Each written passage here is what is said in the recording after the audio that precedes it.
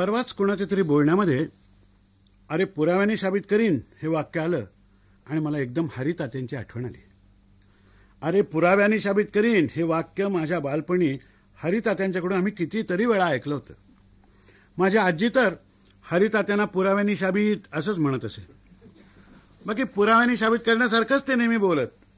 माणूस वर्तमानात जगाला नाकबूलच होता. मी लहान असल्यापासून परवापर्यंत त्यांना पाहत आलोय. अर्थात मी त्यांना कधी प्रथम पाहिलं ते काही मला आठवत नाही, पण त्यांना मात्र आठवत असे. पुरुषोत्तम, अरे असं काय करतो, शनिवार होता, दुपारची वेळ, कशी आठवत नाही तुला? अशा प्रस्तावनेने माझ्या जन्मदिवसाचं वर्णन ते करत. कशी आठवत नाही तुला? आमच्या घरातल्या प्रत्येकाला म्हणजे माझ्या आजोबांना देखील ते अरे तुरे करायचे. माझ्या आजोबांचे ते मित्र मात्र वयाने आजोबांच्यापेक्षा खूप लहान असावेत, कारण त्यांचा ते मान राखत.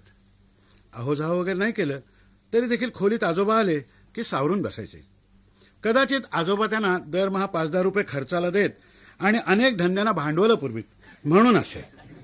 हरितात्या हे प्रकरण आमच्या घरात केव्हापासून यायला लागलं हे कुणालाच आठवत नाही. माझे आजोबाई थोडेसे जगमित्र, त्यामुळे संध्याकाळच्या जेवणाला सोबतीला कोणाला घेऊन येतील हे सांगणं अगदी कठीण असायचं. अर्थात पूर्वीच्या एकत्र कुटुंबामध्ये पै पाहुणा हा अगदी सहज खपायचा. वरणाची डाळ आणि भाताचे तांदूळ हे चिमटीच्या अंदाजाने न पडता चांगले त्या काळात ओंजळीच्या हिशोबाने शिजायला पडायचे. घरातली सख्खी माणसं, चुलत मंडळी, मामी मंडळी, मावस मंडळी, शिकायला ठेवलेले विद्यार्थी, शिवाय अमक्याचा भाचा, तमक्याचा मेहुणा, असे कोणी ना कोणीतरी वेळी जेवायला असायचेच. अगदी 20-25 पानांची पंगत असायची. माझी आजी अगदी अन्नपूर्णा होती. तिचा हात सढळ होता. त्या हाताने तिने पाणी वाढलं तरी ते अधिक चवीचं वाटायचं. अशाच पाहुण्यामध्ये एके दिवशी हरितात्या आले. त्यानंतर ते येतच गेले. खूप वेळा आले. सुखाच्या क्षणी आले, दुःखाच्या प्रसंगी आले. माझ्या लहानपणी मी त्यांना जसं पाहिलं तसेच राहिले होते. मांजरपाटाची पैरण, पंचा, डोक्याला एक मळकट टोपी. आम्ही लहानपणी त्यांच्या टोपी घालायच्या पद्धतीला होकायंत्र फॅशन म्हणत होतो. म्हणजे नाकाची पूर्व धरून अशी दक्षिणोत्तर टोपी घालत असत, होकायंत्रासारखी. हरितात्यांनी जगण्यासाठी काय उद्योग केला हे आम्हाला कधीच कळलं नाही. आमच्या आजोबांनी फक्त त्यांना वेळोवेळी व्यापार काढून दिलेले होते तेवढं आठवतंय. आपण स्वतः व्यापारी व्हावं ही सुप्त इच्छा आमचे आजोबा अशी दुसऱ्याकरी तृप्त करीत असत. एकदा हरितात्यांना त्यांनी पावसाच्या दिवसात छत्र्यांचा व्यापार करायला भांडवल दिलं होतं, छत्र्यांचा. आणि मग पुढे 2-3 वर्ष आम्हाला दरवर्षी न मागता नवी छत्री मिळत असे. हरितात्यांचं ते छत्र्यांचं दुकान कुत्र्याच्या छत्र्याहून कमी दिवस चाललं असं. मला आठवतंय, माझे आजोबा संध्याकाळी आले की हरितात्यांना सांगायचे, अरे बघ ही 6 छत्र्यांची ऑर्डर आहे, त्या पत्त्यांच्यावरती त्या छत्र्या पोचव. मग हरितात्या आणि आम्ही भावंड डोक्यावर नव्या कोऱ्या छत्र्या घेऊन हरितात्यांच्यासाठी आजोबांनी कॅनव्हासिंग करून जमवलेल्या गिरायकांच्याकडे नेऊन पोचत्या करत होतो. एरवी इतर कुणासाठीही आम्ही काहीही केलं नसतं, पण हरितात्यांच्या बरोबर रस्त्यातूनच काय आम्ही आगीवरून देखील चालत गेलो असतो. हा माणूस आम्हाला रस्त्यात वामनाचे, पंतांचे श्लोक, आर्या मोठमोठ्याने शिकवत जायचा. या छत्र्यांच्याच व्यापाराच्या वर्षीचा प्रसंग आहे. आमच्या डोक्यावरती भारेवाल्यासारख्या त्या छत्र्या आणि एका रस्त्याच्या वळणावरच्या गटारालगतच्या कट्ट्यावर बसून हरितात्यांनी आम्हाला रामदासांची कथा सांगितली होती. अनेक वर्ष आमची समजूत हरितात्या, मोरोपंत, वामन पंडित, तुकाराम, रामदास, शिवाजी महाराज ही सगळी मंडळी लहानपणी एकाच चाळीत राहत होती अशी. कारण कुठल्याही भूतकालीन कथेमध्ये ते स्वतःला गोवायचे, अरे हा रामदास लहानपणापासून पक्का बरं का, हा लपायचा आपलं कुठेतरी लपायचा. आम्ही शोधतोय सापडतोय कशाला. त्याची आई म्हणायची, अरे आमचा नारायण कुठे दिसला का रे? आम्ही म्हटलं नाही व्हा, गेली बिचारी, शोधतेय. गावच्या पाटलाला विचारलं, अहो आमचा नारायण दिसला का हो कुठं? पाटील कशाला तिला दाद देतो? तो म्हणा, कोण नारायण? इथे चाफळात 100 नारायण. आई म्हणाली, नाही हो, अहो तो ठोसरांचा आमचा नारायण. पाणी आलं बरं का पुरुषोत्तम तिच्या डोळ्याला. आता तुझ्या आईचा नाही काय येणार मला सांग? समज तू हरवलास, शोधते आपली तुझी आई. हरितात्या इतक्या कळवळ्याने बोलायचे की आमच्या डोळ्याला पाणी सूर होता. तो डोक्यावर छत्र्या घेऊन आम्ही आपले बाहीनी डोळे पुसत ऐकतोय नारायणाची कथा. आई घाबरली रे. गोरं गोरं पान पोरगं रे तिचं ते. हा माणूस लहानपणी काय दिसायचा म्हणून सांगू तुला. त्यात नुकतीच मुंज झालेली, कानात भिगबाळी त्याच्या. कुठे मुसलमानांनी बाटवा बिटवायला नेले की काय माझ्या पोराला. आणि त्या काळातले ते मुसलमान म्हणजे. आणि त्यानंतर 2-4 अर्वाच्य शिव्या. आम्हाला हरितात्या त्यावेळी फार शूर वाटायचे. झालं, दुपार झाली, नारायणाचा पत्ता नाही. आईने देवापुढे पदर पसरला, रामराया. अरे रामदासाच्या घरात काय सुंदर रामाची मूर्ती होती म्हणून सांगू तुला. इथे हरितात्याने हवेतल्या हवेत मूर्तीला नमस्कारही केला. आमच्या डोक्यावर छत्र्या, त्यामुळे छत्र्यावर करून आम्ही हात जोडलो आणि म्हणाली, सीतामाई तुझी खणा नारळाने ओटी भरीन. असं म्हणून खण काढायला म्हणून फडताळ उघडलं. आत नारायण बसले. नारायणा. आणि हरितात्या एवढ्यांदा ओरडले की रस्त्यावरच्या सगळ्या येणाऱ्या जाणाऱ्यांनी मागे वळून पाहिलं. काय झालं? नारायणा, अरे सारा गाव की रे शोधून दमले मी, इथं काय करत होतास? आणि नारायण काय म्हणाला ठाऊक आहे तुला पुरुषोत्तम? नाही ना, अरे कठीण आहे रे ते, तुला मुलाला कसं सुचणार. हा, नारायण म्हणाला आई चिंता करीतो विश्वाची. हे म्हणताना त्यांनी धोत्राने नागबीक पुसलं, बाहीने डोळे कोरडे केले. इथे आम्ही मात्र सगळे छत्रपती बावरून गेलो एकदम. अरे तुझ्या एवढा मुलगा आणि काय म्हणतो, चिंता करीतो विश्वाची. तुझ्या वर्गात आहे असा मुलगा, लपेल फडताळात, म्हणेल चिंता करीतो विश्वाची. असा रामदास अगदी पुराव्याने साबित करीन. लहानपणापासून असा पुढे समर्थ रामदास स्वामी झाला. अरे दंडात काय बेटकुळी यायची म्हणतोस, नुसता हात वाकवला की फुगला दंड. मग मार पहार वाकेल. पण रामदास स्वामींना काही नाही त्याचं. 2-4 मिनिटं हवेत कुठेतरी रामदास पाहिल्यासारखे पाहायचे आणि एकदम जागे झाल्यासारखे. अरे नेरुरकर म्हणजे नाक्यावरच्या वाण्याच्या घरातला ना रे तो. किती छत्र्यांची ऑर्डर आहे त्याची, 3 छत्र्यांची. मग खिशातला कागद वाचत ऑर्डर पाहून त्या दिशेला आमची आपली मिरवणूक सुरू. ती मिरवणूक याशिवाय आपल्या जगामध्ये राहणाऱ्यांची नव्हतीच मिळे.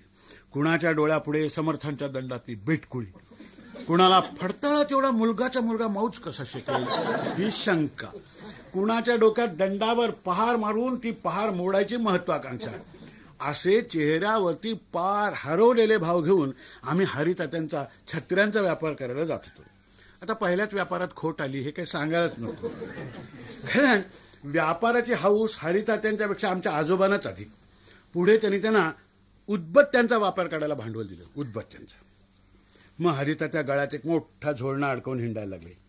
सकाळी त्यांचा आणि आजोबांचा हिशोब चालायचा. बहुधा हरितात्यांनी उदबत्तीचा एखादा पुडा घेणाऱ्याला मोड देताना पावली घेऊन आधेली परत केलेली असे.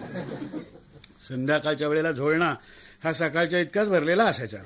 आणि आम्ही आपल्या अंगणात परवाच्या म्हणताना फाटक उघडून हरितात्या ओरडून म्हणायचे, जय जय रघुवीर समर्थ. दासबोधाची इतकी पारायण करून इतका अव्यवहारी राहिलेला दुसरा माणूस माझ्याकडे नाही. कुठे वेळेवर आला नाही, कुठे वेळेवर गेला नाही.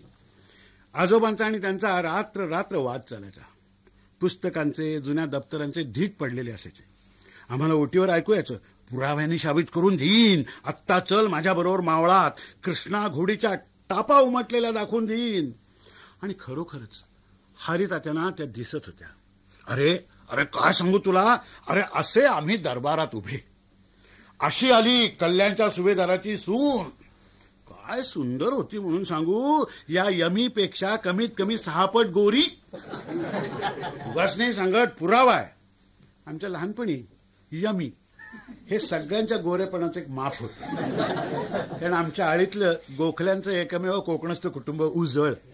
बाकी आम्ही सगळे देशपांडे कुलकर्णी, अगदी अव्वल वर्ण. हरितात्यांचा वर्ण तर अगदी मलखांबासारखा होता. आम्ही यमीपेक्षा 6 पट गोरी म्हणजे काय असेल या विचारात. आणि इकडे हरितात्यांचे शब्द निष्ठून द्यायचे, अरे आम्ही चित्रासारखे होऊन पाहतोय, महाराज पाहतायत. सांगा बघू महाराज कोण? या प्रश्नाचं उत्तर सुद्धा आम्हाला पाठ होतं. गो ब्राह्मण प्रतिपाल क्षत्रिय कुलावतंस छत्रपती शिवाजी महाराज. आम्ही मुलं दरबारातले भालदार चोपदार ओरडल्यासारखे ओरडलो. आम्ही हा गजर चालवलेला असताना हरितात्या आमच्याकडे छत्रपतीच्या आयटीने भाजी असं शाबास. तर काय सांगत होतो, यमीपेक्षा सापट गोरी. कुणाच्या तरी दातात आपली एवढीच माहिती अडकली होती. त्या यमीकडे बघत त्याने आमचं करून नाक बीक उडवलं. हे नाक का उडवतोस? यमीपेक्षा सापट गोरी कोण होती? कल्याणच्या सुभेदाराची बायको. बायको गाढवा, बायको कशी येणार? अरे तिथे कल्याणला सुभेदाराचा मुर्दा पडलेला, या अल्लाह करत, आणि अंगणातल्या बाकावर अक्षरशः आडवं पडून हरितात्याने आक्रोश सुरू केलेला होता. सुभेदार खलास, त्याची बायको तिथे, इथे त्याच्या पुढे आणली कोण? ती सून, गोरी पान, यमीपेक्षा सापट. हो, आम्ही पाहतोय, महाराज पाहतायत.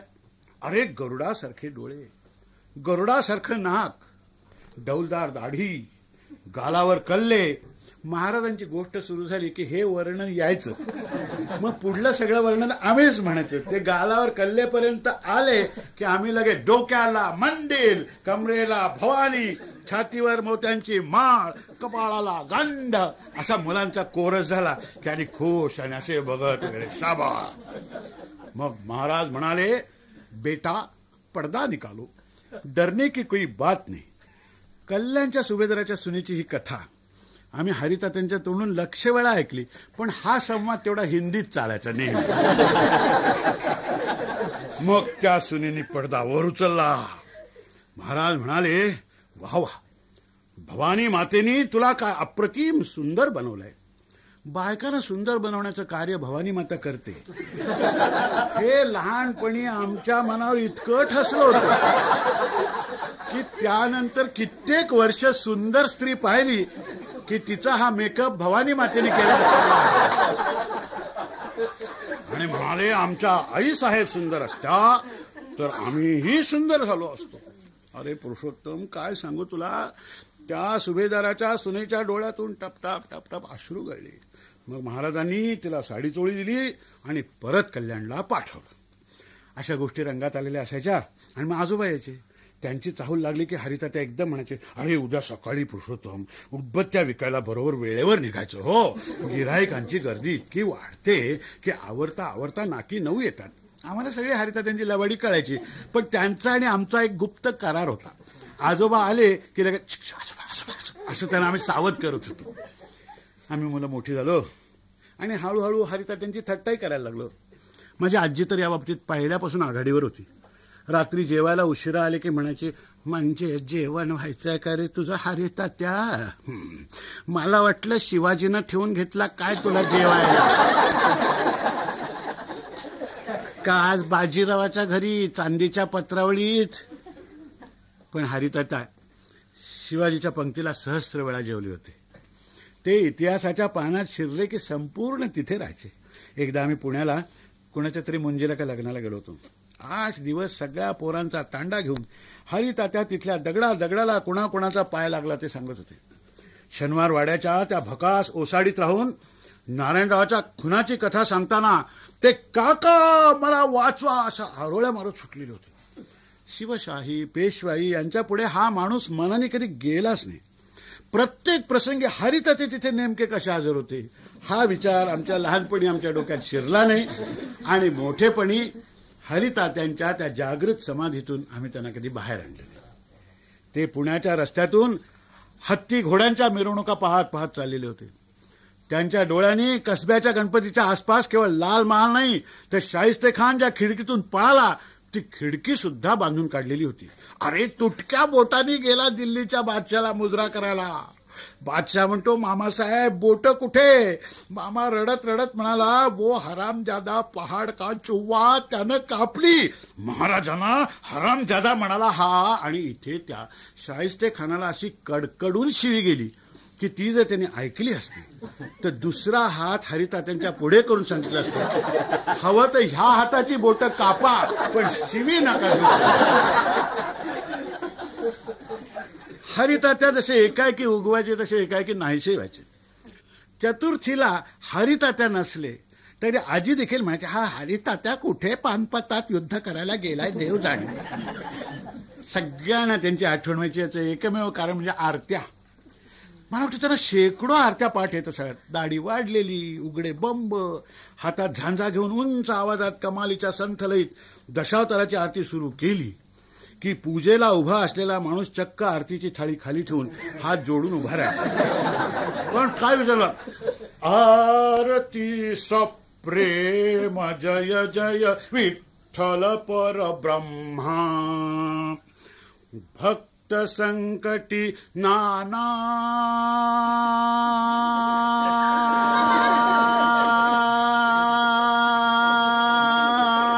असा आकार लावला की मग कोण अधिक श्वास टिकवतो याची आमची कॉम्पिटिशन सुरू.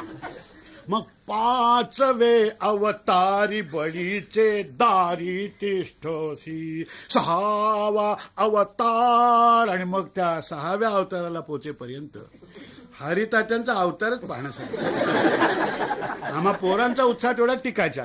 हरितात्या कुठल्याही गोष्टीत तल्लीन झाले की त्यांचा एक डोळा कमालीचा तिरळा व्हायचा. अशा वेळी आम्ही गणपतीकडे पाठ करून ह्या बाप्पाचं ध्यान पाहण्यासाठी त्याच्या पुढे दिंड्या पताका वैष्णव नाचती असं म्हणतात ते गिरकी घ्यायची. आम्ही मुलं देखील त्यांच्यावर गिरकी घेत होतो. आणि मग चंद्रभागेमध्ये स्नान जे करीती म्हणतानाची त्यांची ती हवेतली जी डुबकी आहे ना, ती आत्ता या क्षणी सुद्धा मला दिसते. आणि शेवटले देवे म्हणायचे म्हणजे तर काय आनंदाचा गाभा असतो. वर्षातून एखाद वेळेला घरातल्या पोरांना इतक्या जोराने ओरडायचं परमिट मिळालेलं. वीक्षितस्य काम प्रे विश्वे देवा, मग लगेच सभासद येते. हे शब्द आणि पायरी चुकून धडपण निसटल्यासारखे पडते. मग क्षणभर शांतता व्हायची. त्या कोलाहलातून एकट्या हरितात्यांचा उंच किणकिणा आणि माझ्या आजोबांचा खर्च, हे 2च आवाज ऐकू यायचे. यानी गाणी च बाबानी जन्मांतर गुदानी जतानी दानी विनश्यंतु दक्षिण बुधे बुधे अन्यथा, असं ऐकत राहावंसं वाटायचं. आज कितीतरी वर्षांनी मी हरितात्यांच्या आठवणीने थोडासा हळवेला झालोय. माझ्या आजोबांच्या भेटीला तऱ्हेतऱ्हेची तरेवाईक माणसं यायची. त्यातली काही आठवतात, पण हरितात्यांच्या इतकी कोणीच आठवत नाही. ते फाटकाचं दार उघडून आत आले की प्रथम अंगणातल्या पोरांना भेटायचे, मग थोरांना. आमच्या घरातच काय, पण आसपासची पोरं देखील कुठूनही त्यांना हरितात्यो अशी हाक मारायची. मग तात्या गच्चीवरून हाक मारणाऱ्या मुलांना रस्त्यात उडी मारून खाली उडून काढून म्हणतील काय, नाकावर अंगठा ठेवून असं काय करतील, बेंडबाजा वाजवल्यासारखं काय करतील विचारू नका. त्यांच्या बरोबर चालणारे लोक असे पुढे निघून गेलेले असायचे आणि हरितात्या माकड चेष्टा करत मागे. अशा वेळी आजोबा त्यांच्यावर फार रागवायचे. पण आजोबांची त्यांच्यावर एवढी मायाही काय होती हे सुद्धा माझं कोडच आहे.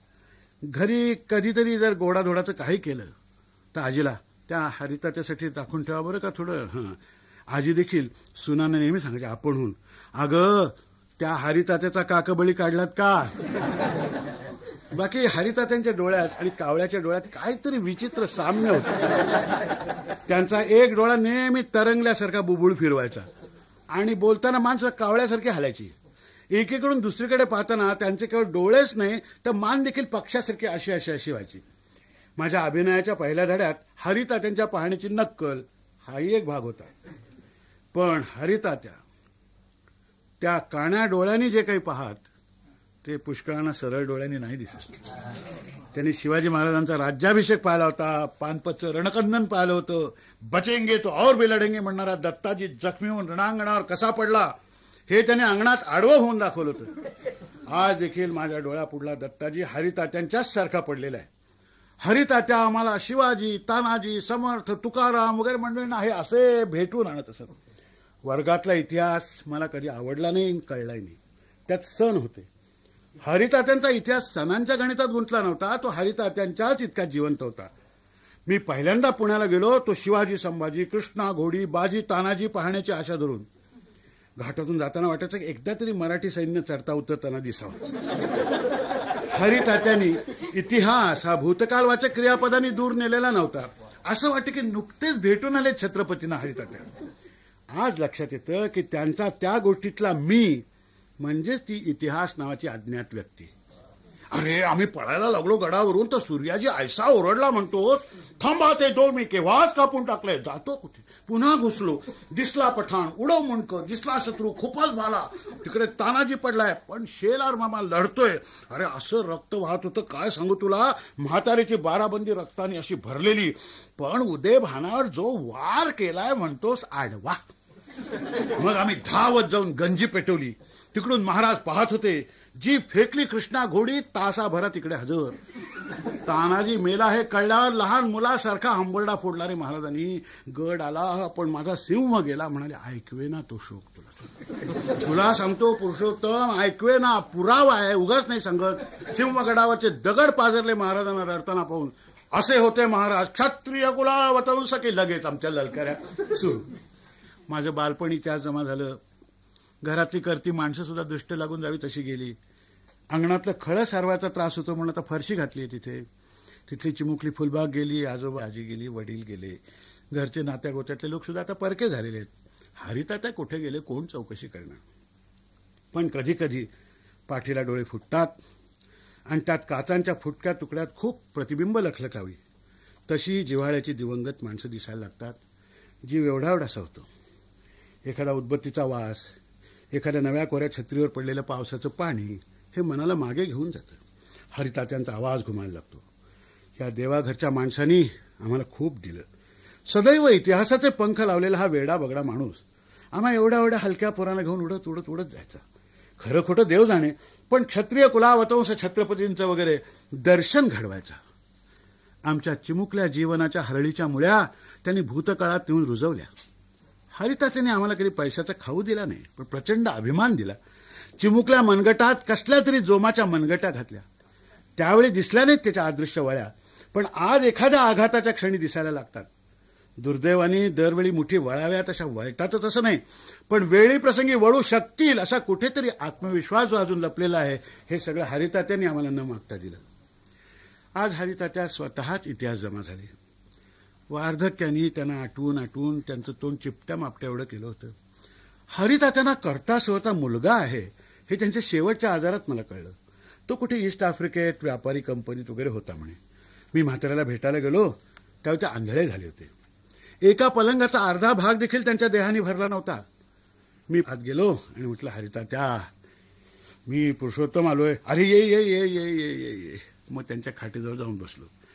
आम्ही आता सूरदास. चमत्कारी कशा आवाजात ते म्हणाले, दिल्लीला असतोस ना? हो. तेवढी राहिली रे बघायची, येता का माझ्याबरोबर? अरे काय उपयोग आहे येऊन, आता डोळे गेले, आता आतल्यात पाहत बसतो. हरितात्या गप्प झाले. मला वाटलं पुन्हा एकदा ढ बाबू फडणीस, 1/6 गोरी यमू गोखले ह्या सगळ्यांना गोळा करावा आणि ओरडावं, गो ब्राह्मण प्रतिपालक क्षत्रिय कुलावतंस छत्रपती शिवाजी महाराज. म्हणजे ते आंधळे डोळे पुन्हा तरारले असते. आणि तुला सांगतो पुरुषोत्तम, पुरावा इथे. अरे आम्ही असे उभे आणि सदाशिवराव भाऊ फोडतोय तख्त दिल्लीचं, हे तुकडे उडतायत, आम्ही पाहतोय. हरितात्यांना त्यासाठी दिल्लीला जायची काही गरज नव्हती, कारण त्यांनी जे जे काही पाहिलं होतं त्याचा ह्या वार्धक्याने उचलून नेलेल्या डोळ्याशी काहीही संबंध नव्हता. मग बऱ्याच दिवसांनी गृह्य संस्कार या सदरामध्ये प्रेमळ, सात्विक, धर्मपरायण असली सुतकी शब्दांची माळ घालून हरितात्यांचं नाव वर्तमानपत्रात आलं. भूतकालात जिवंतपणाने वावरलेल्या आमच्या वृद्ध बालमित्राचा वर्तमानकालाशी तो पहिला आणि शेवटला छापील संबंध. हरितात्या नावाचे कोणीतरी होते एवढं पुराव्याने साबित करण्यापलीकडे त्या गृह्य संस्कारामध्ये दुसरं काही नव्हतं.